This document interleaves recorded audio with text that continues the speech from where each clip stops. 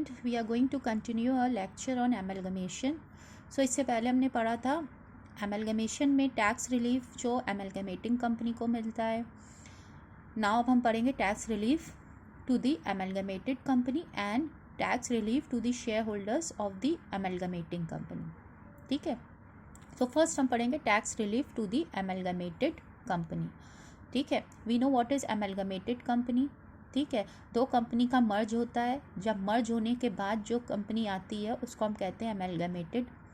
ठीक है. और जो अमेलगमेटिंग वो होती है कंपनी विच इज़ मर्जिंग, और जो मर्ज हो रही है वो होती है अमेलगमेटिंग कंपनी. ठीक है. सो यहाँ पे according to section 72A of the income tax act 1961 ये डील करता है with the mergers of the sick companies with the healthy company. जो सिक कंपनी है जो लॉसेस में चल रही हैं वो हेल्दी कंपनी के साथ जब मर्ज हो जाती हैं तो उसको वेरियस बेनिफिट्स मिलते हैं. किसको मिलते हैं? अमेलगमेटेड कंपनी को वेरियस बेनिफिट्स मिलते हैं अंडर दिस सेक्शन. ठीक है. नाउ जो हमारा ये अमेलगमेटेड कंपनी है, जैसे अनअब्जॉर्ब डेप्रिसिएशन है, ठीक है, एक्यूमुलेटेड लॉसेज हैं, बैड डेब्ट्स हैं, किसके? अमेलगमेटिंग कंपनी के. ठीक है. वो कैरी फॉरवर्ड करके अमेलगमेटेड कंपनी अपने इनकम में इन एक्सपेंसेस का डिडक्शंस ले सकती है. ठीक है. That is available under section 72A of the income tax 1961. ठीक है. ये एक्सपेंसेस अपने इनकम में डिडक्ट करके अपने इनकम को कम कर सकती है और टैक्स को सेव कर सकती है. कौन सी कंपनी? Amalgamated company. ठीक है.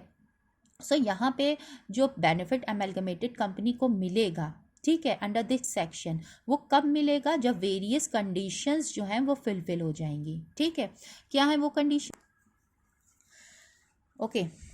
Section 72A of the Income Tax Act 1961 deals with the mergers of the sick companies with the healthy companies, but benefits under this section is available if. कब benefit available होगा? जब there should be an amalgamation of a company owing an industrial undertaking. amalgamated company क्या हो? industrial undertaking हो या ship हो या फिर होटल with another company हो. ठीक है. ये बिजनेस होगा तब बेनिफिट्स अवेलेबल होगा. ठीक है. अमेलगमेटिंग कंपनी का ये तो बेनिफिट्स किसको मिलेगा? अमेलगमेटेड को मिलेगा. ठीक है. और अमेलगमेटिंग कंपनी क्या होना चाहिए? ये होना चाहिए उसका बिजनेस. देन बैंकिंग कंपनी हो, referred in section 5C of the banking regulation act, banking company हो, या वन और मोर पब्लिक सेक्टर कंपनी हो, या companies engage in the business of operation of aircraft हो. ठीक है. नेक्स्ट जो अमेलगमेटेड कंपनी है वो इंडियन कंपनी हो. Amalgamated company should be an Indian company. Okay. So ये हमारी शर्तें हैं, ये कंडीशंस हैं to avail benefit under income tax act 1961. ठीक है ना. ये बेनिफिट्स तब मिलेंगे, ये बेनिफिट्स जब मिलेंगे अमेलगमेटेड कंपनी को when these conditions are fulfilled, जब ये कंडीशंस फुलफिल्ड होंगी. First, expenditure on scientific research. हम ये साइंटिफिक रिसर्च का पढ़ चुके हैं on asset use for scientific research chapter में भी.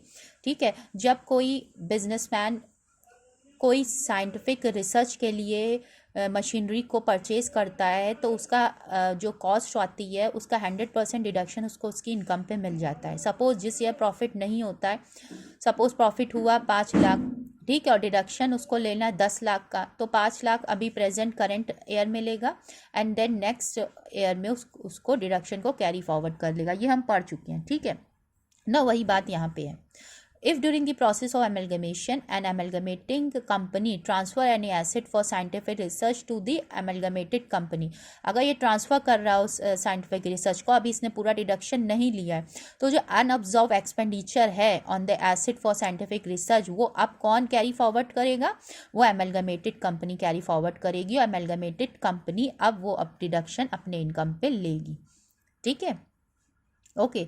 इनकम पे डिडक्शन लेगी तो उसकी इनकम कम होगी और फिर टैक्स भी उसको कम देना होगा, टैक्स भी कम लगेगा. नेक्स्ट लिखा है if such asset is sold by the amalgamated company. अगर वो अब एसेट साइंटिफिक रिसर्च के लिए यूज़ नहीं हो रहा है, ठीक है, उस एसेट को सोल्ड कर दिया किसने?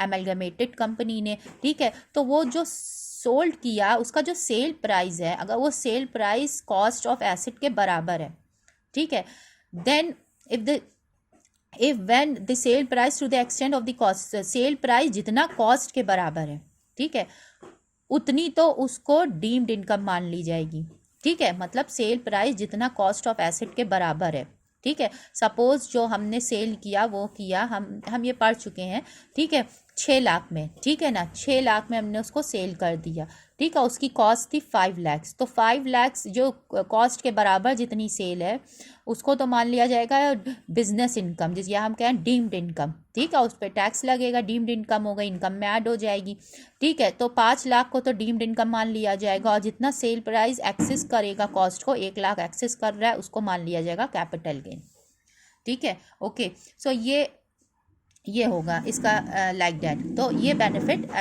मिलेगा एमलगमेटेड कंपनी को। Next, bad debts. अगर कोई बैड डेब्ट्स थे एमलगमेटिंग कंपनी के, ठीक है, उसको भी ले लिया एमलगमेटेड कंपनी ने, तो एमलगमेटेड कंपनी को, और ये बैड डेब्ट्स में कन्वर्ट हो गए, ठीक है।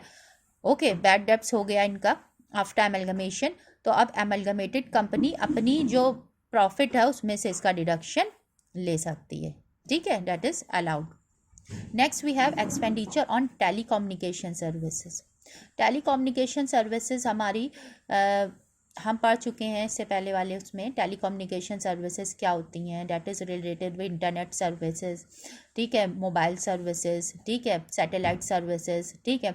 सो इसके लिए लाइसेंस, जो भी बिजनेसमैन इसकी बिजनेस करता है, टेलीकम्युनिकेशन सर्विसेज प्रोवाइड करता है, तो गवर्नमेंट उसको क्या देती है, उसके लिए लाइसेंस लेना पड़ता है टेलीकम्युनिकेशन सर्विस के लिए, ठीक है। सपोज हम अभी टेलीकम्युनिकेशन सर्विस करने जा रहे हैं, तो हम बिजनेस करने जा रहे हैं टेलीकम्युनिकेशन सर्विस प्रोवाइड करने के लिए, तो हमें उसके लिए लाइसेंस लेना पड़ेगा, किससे, गवर्नमेंट से। तो गवर्नमेंट लाइसेंस कैसे देती है, लाइसेंस फ़ी लेती है। तो वो जो लाइसेंस फ़ी लेती है, तो वो जो एक्सपेंडिचर होता है वो अलाउबल होता है फॉर डिडक्शन, ठीक है, वो इनकम में से हम ईच ईयर उसको डिडक्ट कर सकते हैं। सपोज 5 लाख का हमारा हुआ एक्सपेंडिचर, लाइसेंस फ़ी थी 5 लाख, तो 5 लाख में से 1 लाख हम हर साल अपनी इनकम में से उसको डिडक्ट कर सकते हैं, ठीक है। सपोज ये जो लाइसेंस लिया इसने एमलगमेटिंग कंपनी ने टेलीकम्युनिकेशन सर्विस के लिए, वो लाइसेंस लिया उसने 10 लाख का, ठीक है, या हम कहें 5 लाख का, ठीक है। और उसने अभी 1 ही साल डिडक्शन लिया था, फिर उसके बाद एमलगमेशन हो गया, तो अब बाकी जो डिडक्शन है, जो अनअब्जॉर्ब्ड कैपिटल एक्सपेंडिचर है ऑन लाइसेंस, वो कौन करेगा, वो डिडक्शन कौन लेगा, वो एमलगमेटेड कंपनी लेगी, उसी मैनर में जैसे एमलगमेटिंग कंपनी ले रही थी, ठीक है। Next, treatment of preliminary expenses. Preliminary expenses क्या होता है, वो एक्सपेंसेस जो कंपनी की फॉर्मेशन में होते हैं, जब कंपनी फॉर्म्ड होती है, ठीक है।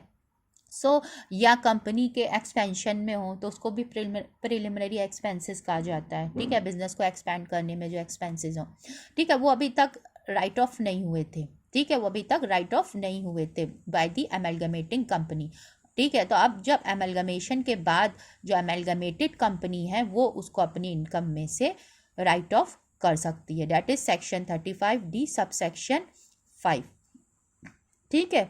ओके।